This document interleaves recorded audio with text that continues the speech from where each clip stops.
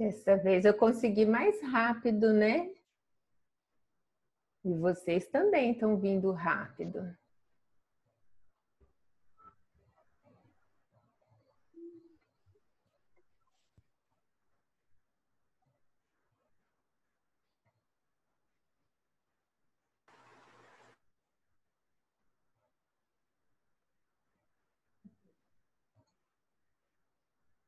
E aí, Joel, você está me vendo? Tô sim. Ah, legal. Vamos ver se não tem mais alguém para entrar, que nós ainda estamos com poucas pessoas. A gente estava com O pessoal 20 tá e entrando poucos, ainda. está entrando. Lucas, Gabriel, Betina, Guilherme, Lara.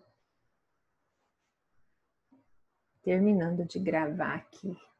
Vanúcia. Bonito nome.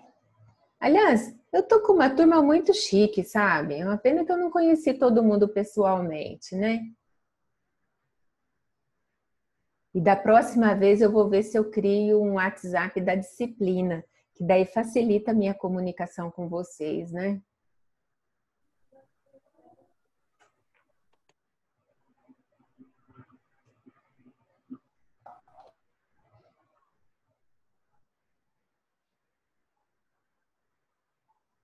Ainda tem mais gente para entrar. Léo. Aqui, vamos salvar a aula anterior para outras pessoas poderem assistir. Tá ok.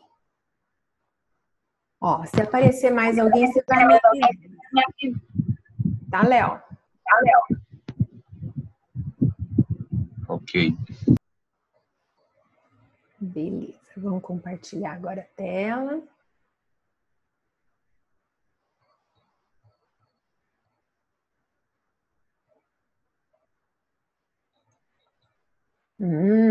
Tá legal.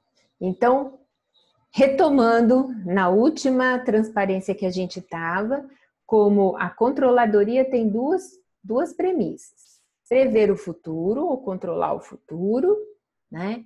E agregar as informações em subsistema, que é em cada unidade separadamente. Bom, como que ela faz isso? Ela se baseia no controle interno. Através do controle interno, todas as empresas, elas tentam proteger seu patrimônio. Então, o controle interno serve para controlar, para ninguém roubar a empresa. Ou seja, algumas regrinhas que são criadas para colocar segregação de função, dupla conferência, né? Uma amarração de valores que são importantes para que a empresa não tenha nenhum dissabor e as informações estejam corretamente. Então, a empresa só pode ter controle orçamentário se tiver controle interno. E em cima do controle interno, você baseia e controla o orçamento, né? Com base ainda em todos os relatórios contábeis, você vai calcular, ou seja, vai observar, vai analisar o desempenho dessa empresa. Então, vai ser criado indicadores de desempenho. Eles são criados como? Bom, existe o princípio contábil da análise de balanço e existem vários indicadores que o gestor costuma olhar como referência. Na verdade, essa referência pode ser determinada com o que o contador oferece que é possível e mais os pedidos gerenciais, tá? Então, pode ter um índice que de repente não esteja na nossa lista de análise de balanços, né? Que a gente precise estar prontíssima. Mas se o gestor quer ver de cabeça para baixo o DRE, a gente mostra de cabeça para baixo. Isso é uma das coisas que eu, como contadora, eu tinha muita resistência. Mas, assim, a empresa era familiar, meu irmão é empreendedor. Eu quero ver desse jeito. Se eu quero ver desse jeito, então o que está acontecendo? faz de cabeça para baixo, do jeito que ele quer entender. Se ele está entendendo dessa forma, então beleza. O importante é a gente transmitir aquilo que o gestor precisa para poder se situar na sua decisão. Então, professora, eu posso misturar os orçamentos? Pode. Pode. Eu posso fazer para a receita uma modalidade, para a despesa outra, para o custo fixo outra, e assim adaptar aquilo que for melhor para a empresa, para a situação em que ela vive, para a época de economia e olhar vários fatores juntos, tá? Porque administrativamente ou na controladoria, você pode tudo. Eu não posso tudo na contabilidade fiscal, que eu tenho que obedecer às regras fiscais, senão eu estou na roça, né? Senão eu vou pagar multa por não fazer a coisa bem feita e assim por diante, né? Então, o que vamos estar observando aqui? O controle orçamentário, ele passa a ser fundamental no sistema orçamentário da empresa. Mas por que ele é fundamental? Porque qualquer empreendimento que queira ter sucesso necessita de controle de resultado e necessita que esse resultado seja superior aos esforços que ele está fazendo para conseguir isso. Ou seja, eu só vou implantar controle interno ou orçamentário ou orçamento se o orçamento me ajudar a ganhar mais. Se ficar mais caro o molho do que o peixe, eu não ponho peixe, né? Eu não ponho molho no peixe, eu asso o peixe, eu faço de outra forma. Então, a gente, como contador, vai ter que ser um consultor de empresa para que a empresa possa melhorar a sua qualidade de informação. Dessa forma, ela atinge, né, o seu nível de sucesso, ela consegue melhorar seus resultados, ela executa o controle de forma adequada para não fracassar, e aí ela reflete, né, as possíveis perdas e as causas das perdas, para as correções, para os aplausos e etc, né? Aqui nós temos um processo de fases do controle de orçamento. Mas nada mais é do que nós já vimos no processo de construção do orçamento, tá? A elaboração da previsão de venda, o planejamento da produção, cada um desses é um orçamento. A aquisição dos insumos, matéria-prima, né? A definição da estrutura física, como que está separado, o planejamento de pessoal, tá? Aqui escondidinho tá a apuração dos custos e despesas. Saindo do custo e despesa aqui eu venho para o cálculo de preço de venda, a projeção do resultado financeiro e a projeção do resultado econômico e, por fim, as informações gerenciais, tá? É só uma relembrada do que nós já falamos no começo da administração, né, do planejamento estratégico e no início do orçamento. O controle orçamentário proporciona a visão da informação, a visão geral das informações do sistema orçamentário.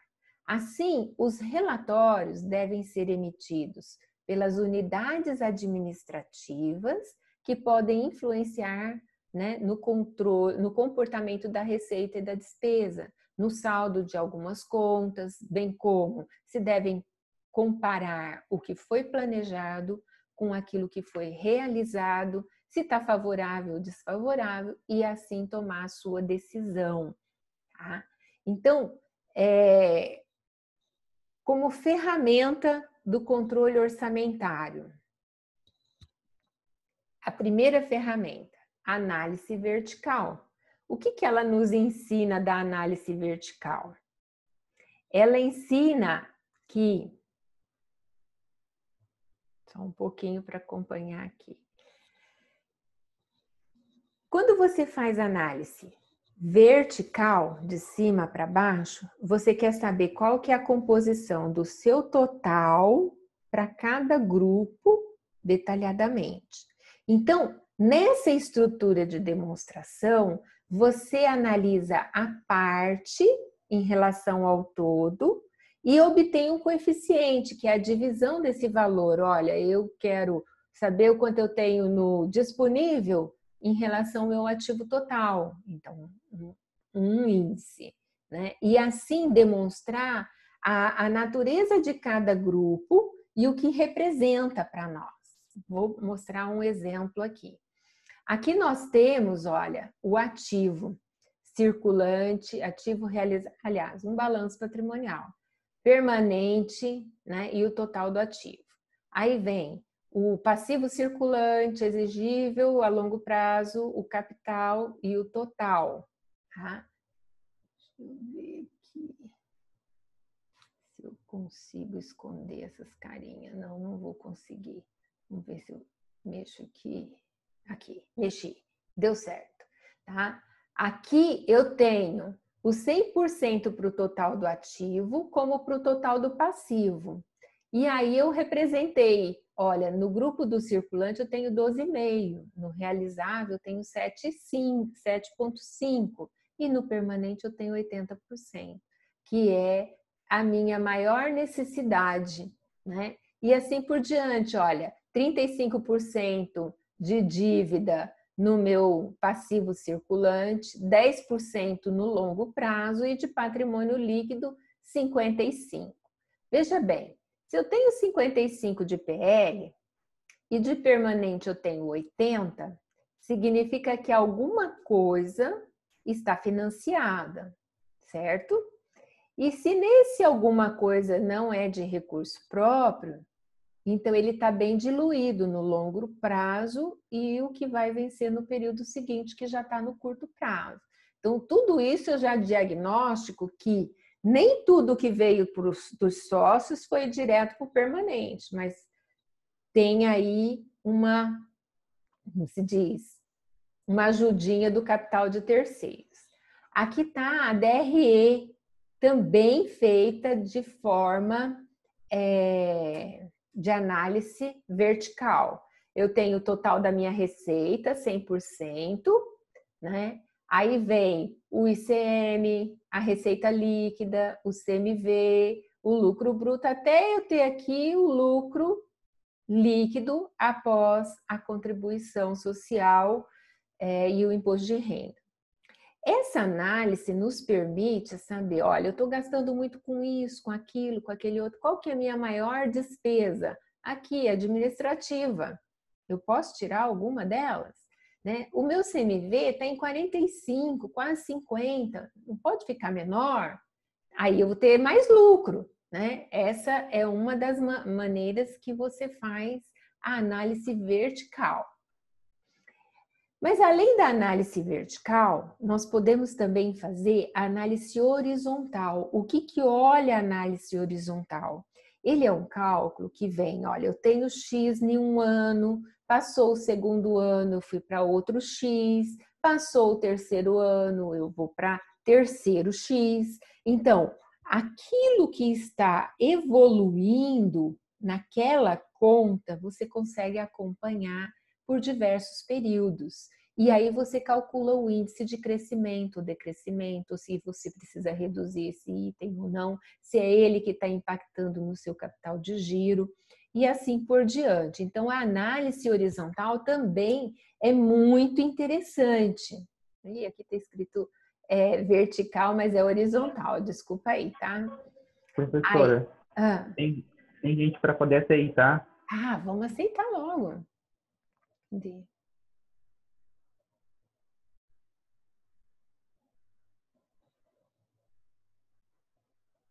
Nossa, tem bastante gente para aceitar. Deixa eu interromper aqui. Achei. Aqui. Paula. Quem mais? Para mim tinha mais uns 5 para aceitar. Será que eles desistiram? Não, tá em 19. Acho que era só a Paula mesmo. Só a Paula. Tá. Então, voltando aqui a Paula que está na sequência, nós estamos vendo a análise horizontal como método de controle orçamentário. Então, no primeiro ano eu tenho 100%, no realizado eu tenho o quê? Os 50, vamos dizer, dividido pelo 48, eu vou ter 104. Olha o crescimento quanto foi, tá? Foi de 0,3 de diferença, tá? E assim por diante eu posso ter o que foi que diminuiu. A receita não é bom diminuir, né? Aqui ele tira a inflação, tá? E aqui ele vê só o número base, o número absoluto. E aí faz a análise. Olha, o imposto de renda aumentou 170%, de 2.900 para 5.100. Esse cálculo está meio erradinho aqui, né? Não sei não se ele está confiável. Então, a análise horizontal vai me dar a evolução de uma conta ou de uma responsabilidade, um sistema de informação e a evolução dela durante o período. E nessa comparação, eu posso fazer recomendação, o que eu posso melhorar, tá? Olha, o lucro deu uma melhoradinha aqui, né? De 2.200 para 4.100, melhorou 86%. Tem que analisar mais detalhes dele, enquanto esses dados tão bom ou não tão bom. Mas a análise de balanço não tem só isso. Aqui vem uma outra parte, que é indicadores de análise de fluxo de caixa. Então, quando você vê aqui, olha, cobertura de dívida, você tem fluxo de caixa operacional dividido por passivo total. Nós vamos ver um exemplo logo mais, tá? No retorno do patrimônio líquido, então, o fluxo de caixa gerado e dividido pelo patrimônio. Eu vou ter um percentual. O que representa isso? A cobertura do investimento, o fluxo operacional versus o fluxo de investimento, tá?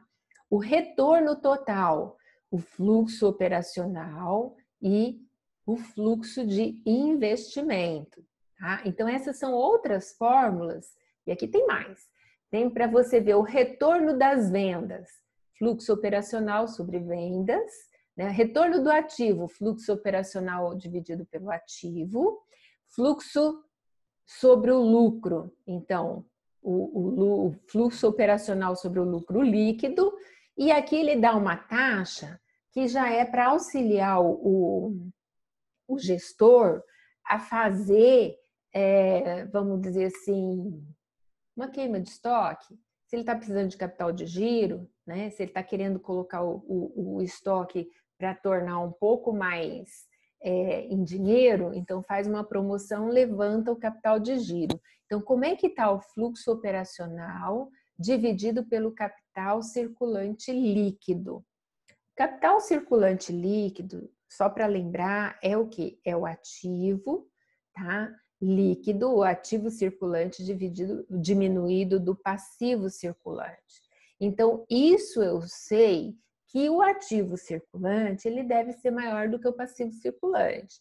Mas se ele for próximo, tudo que eu tenho dentro do ativo circulante, eu pago o passivo circulante. Ainda tá bom. Agora, se ele for menor do que o passivo circulante, aí é problema. Aí você está com capital circulante líquido negativo.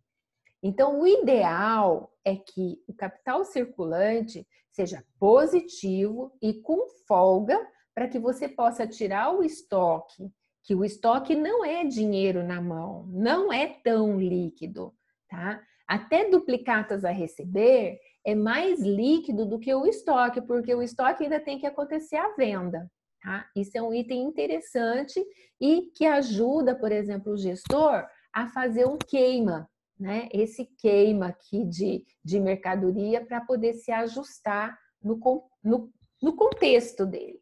Então, aqui está um exemplozinho que nós vamos aplicar todas essas fórmulas. E conforme eu for falando para vocês, eu vou dizer o que essa forma nos auxilia no processo de tomada de decisão.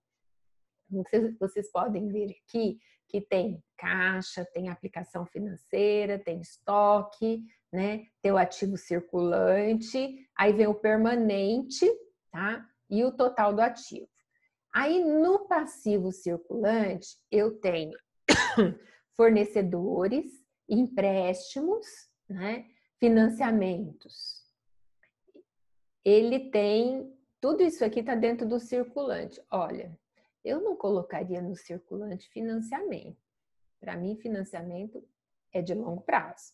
Mas tudo bem, tá aqui, vamos obedecer esse exemplo.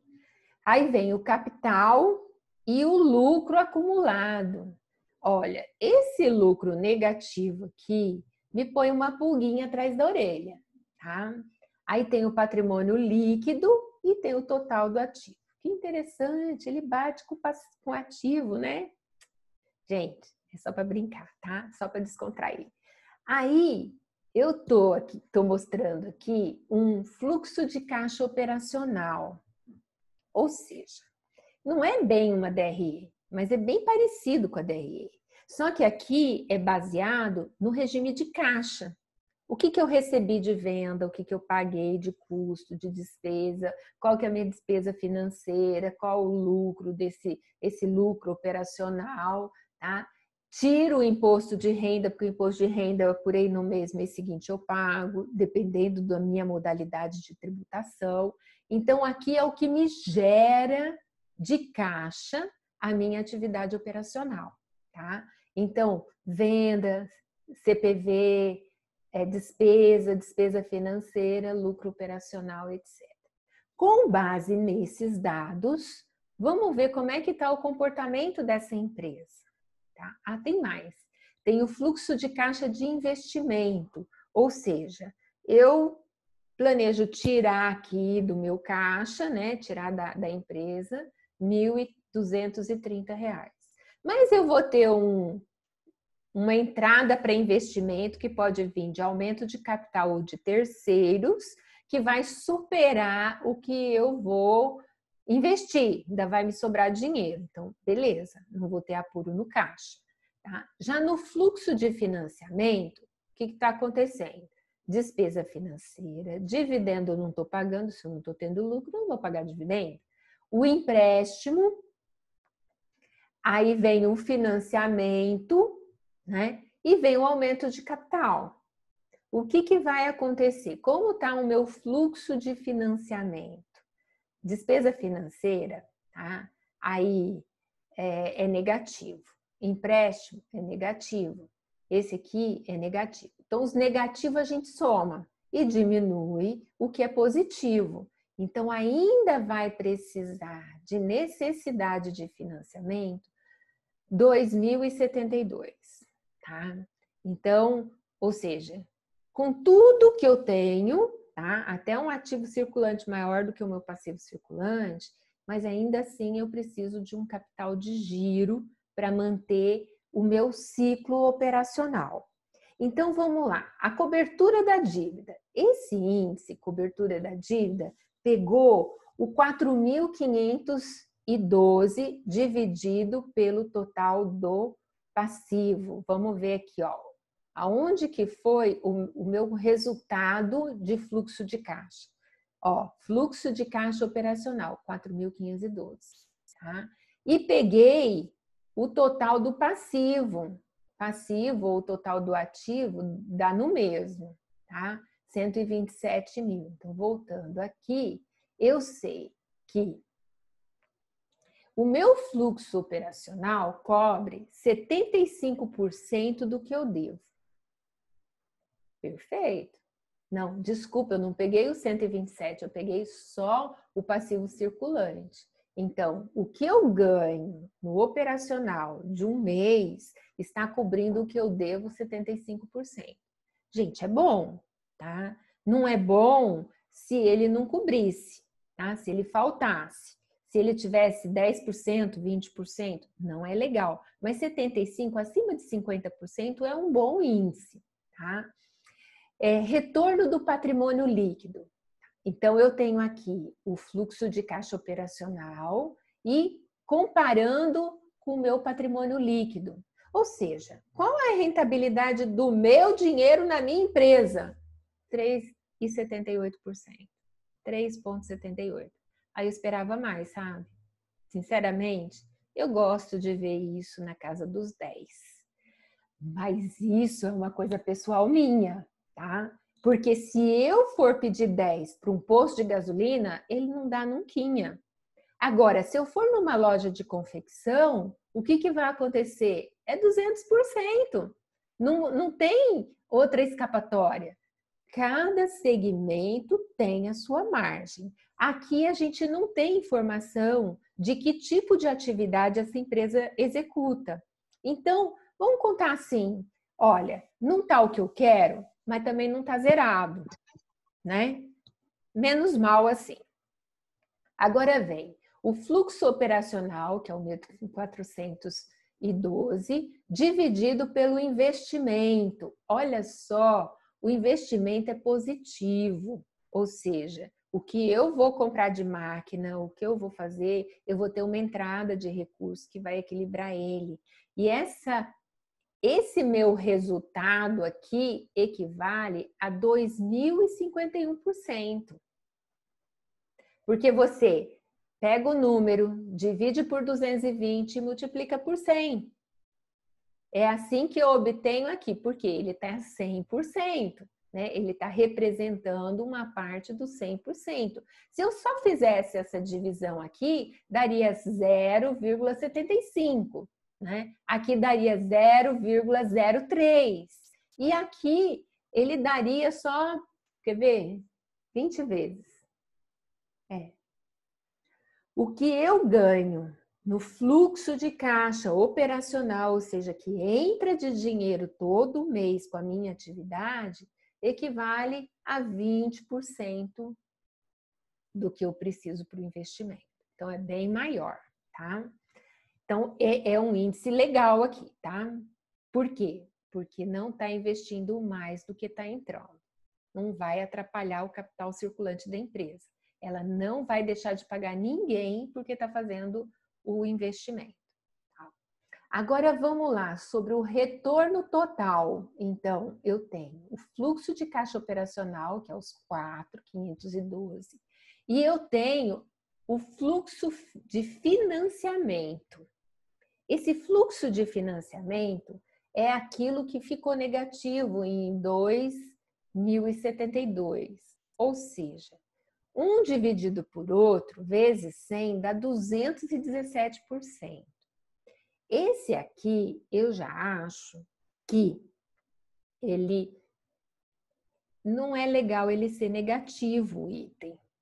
Mas ele está, vamos dizer assim, bem acima, né? Está 200% maior do que esse, ou seja, está 2 vezes maior do que eu preciso implementar o que está faltando de fonte de financiamento.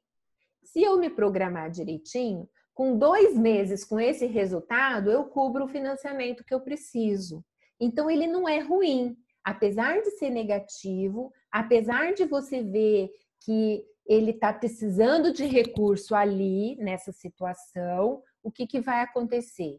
Com 2 meses, se eu não fizer investimento, se eu não tirar para outra coisa, eu cubro o meu problema, tá? Então, eu chamaria um ponto de atenção, mas um ponto de atenção não com uma restrição total, mas com uma chamada de atenção do administrador para planejar melhor o capital circulante líquido, para que ele não sofra, tá, com a fonte de financiamento. Bom, quando você vai financiar uma casa, o que a Caixa Econômica pede para você? Que você mostre sua renda, não é isso? O fluxo operacional é sua renda, fazendo uma comparação. Aí ela vem e fala assim, olha, você só pode comprometer 30% da sua renda com a habitação, né? Fazendo um financiamento de casa. E ela não vai, como se diz, agir diferente. Se a prestação do que você está querendo, da 40%, ela não faz, porque ela sabe que vai comprometer o restante do seu orçamento para isso. Bom, aqui vem o retorno sobre as vendas, 13,88, tá ótimo. O retorno do ativo, 3,55, tá um pouquinho menor do que aqui do capital do patrimônio líquido. E o fluxo sobre o lucro. Esse é problema. Esse eu não gostei, tá? Para falar bem a verdade, eu não gostei, porque o lucro ali tá negativo, né? Ele tá dando prejuízo. Apesar de dar prejuízo, ele ainda está gerando uma receita financeira que está entrando todo mês. Então, ela tem suas vantagens. Precisa só estudar aonde foi que deixou esse resultado ruim, tá? Aonde foi que fez com que o lucro ficasse 850 negativo. Aí vem a queima de estoque. A queima de estoque você ainda pode fazer, olha, o capital circulante líquido, tá? O fluxo operacional dividido por capital circulante líquido. Capital circulante líquido, que é o quê? O passivo menos o ativo, ou seja, o ativo menos o passivo, que ainda dá um índice que o que eu tenho de operacional sobra 2 vezes e pouco, ou seja, tem 200% isso daí. Pessoal, essa é a nossa arma para manter o orçamento em dia, aplicando análise de balanço, aplicando controle interno e aplicando controladoria.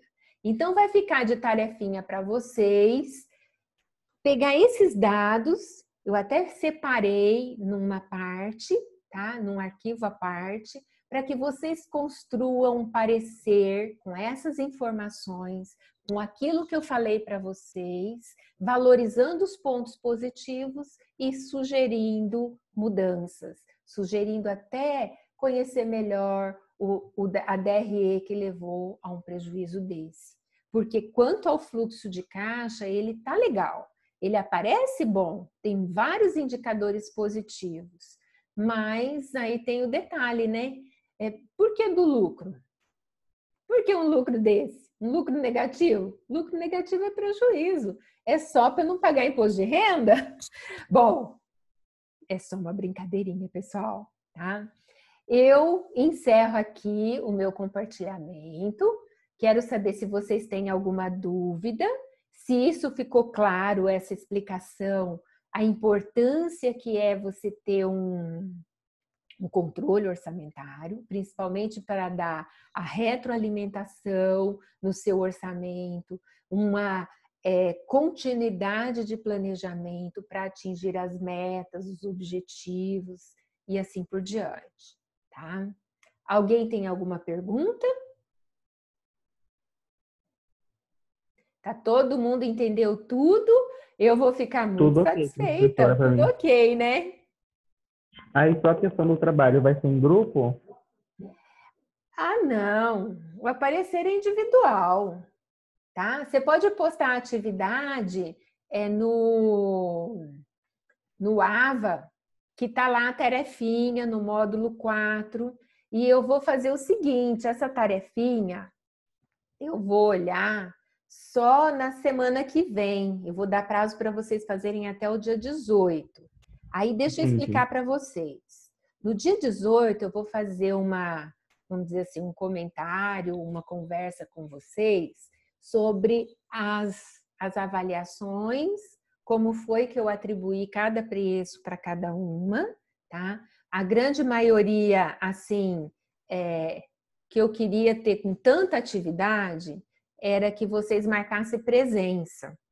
Porque já que eu não posso dar falta para ninguém vai ter falta na minha matéria, porque lá o CONCEP decidiu dessa forma, então eu vou seguir vocês, assim, vai passar quem entregou as atividades. A atividade é um acompanhamento da disciplina. E eu vou dar retorno para vocês nas atividades que são principais, tá? Naquelas que vão fazer a diferença, naquilo que eu vejo que está muito errado, naquilo que eu vejo que não está legal, tá? Eu tenho que entregar essas notas esse ano ainda, porque se eu deixar para entregar em fevereiro, aí vai misturar nova disciplina com vocês que não vão ter saído dessa, tá? E como nós temos no diário 55 pessoas, né, 51 pessoas, eu acho assim que tem participado assiduamente umas 35, né, assiduamente.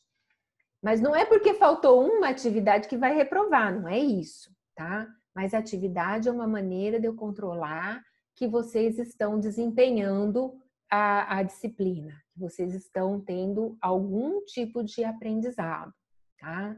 E aí, nessa semana, eu vou ver se eu concluo, para que eu possa dar esse feedback para vocês, até mostrar a planilha dessas avaliações, tá?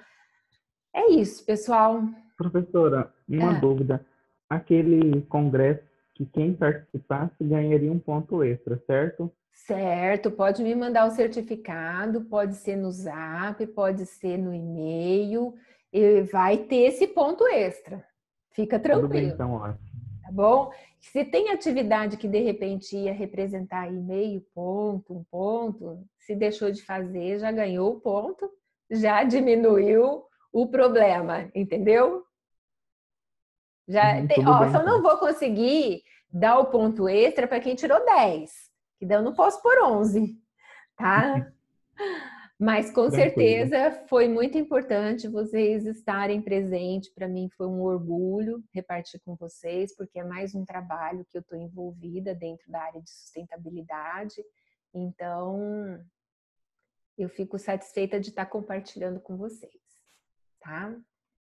Mais A alguma gente se agradece. pergunta? Então, eu vou encerrar a reunião, porque está faltando 2 minutos para me cortarem de novo, hein?